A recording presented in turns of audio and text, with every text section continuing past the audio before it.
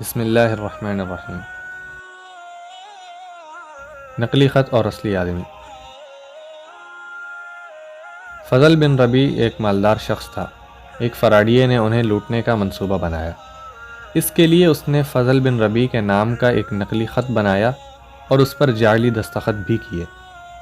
اس خط میں اس نے لکھا کہ اسے یعنی خط لانے والے کو 1000 دینار دے دیے جائیں۔ اس طرح یہ شخص خط لے کر فضل بن ربیع کے خزانچی کے پاس پہنچ گیا۔ نقلی خط اور دستخط اس مہارت سے کیے گئے تھے کہ دن رات شعبہ مالیات میں کام کرنے والے خزانچی تک کو ذرا شبہ نہ ہوا۔ اس نے تسلی سے پورا خط پڑھ ڈالا مگر کوئی شک نہ گزرا۔ اب کیا حجت باقی تھی؟ وہ اندر گیا اور 1000 دینار نکال کر لے آیا۔ یہ چور دھڑکتے دل کے ساتھ باہر انتظار میں کھڑا تھا۔ ایک بڑی دولت اس سے چند لمحوں کے فاصلے پر تھی۔ اب خزانچی باہر آیا اور سارا مال اس چور کو دینے ہی لگا تھا کہ عین اسی وقت ایک عجیب معاملہ ہوا۔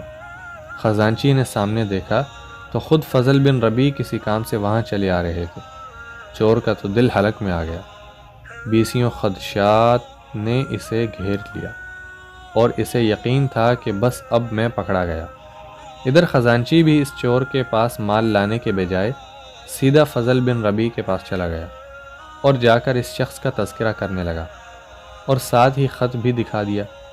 فضل بن ربیع نے خط دیکھنے کے بعد ایک نظر اس چور اور فراڈیے کے چہرے پر ڈالی تو اس کا چہرہ زرد پڑ گیا تھا۔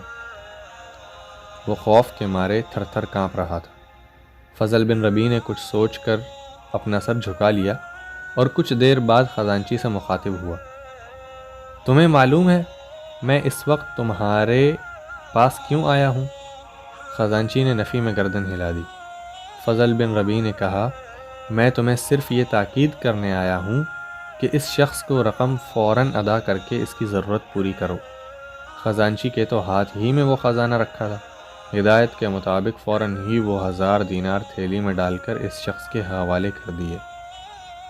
وہ شخص ہکا بکا رہ گیا۔ گھبراہٹ کے عالم میں کبھی تو فضل بن ربیع کے چہروں کو دیکھتا اور کبھی خزانچی کے۔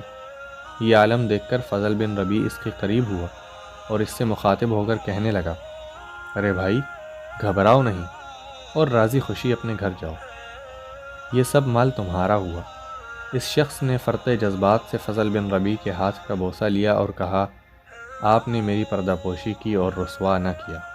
روز قیامت اللہ تعالیٰ آپ کی پردہ پوشی فرمائے اور رسوائی سے بچائے۔ یہ کہہ کر اس نے دینار لیے اور نکل آیا۔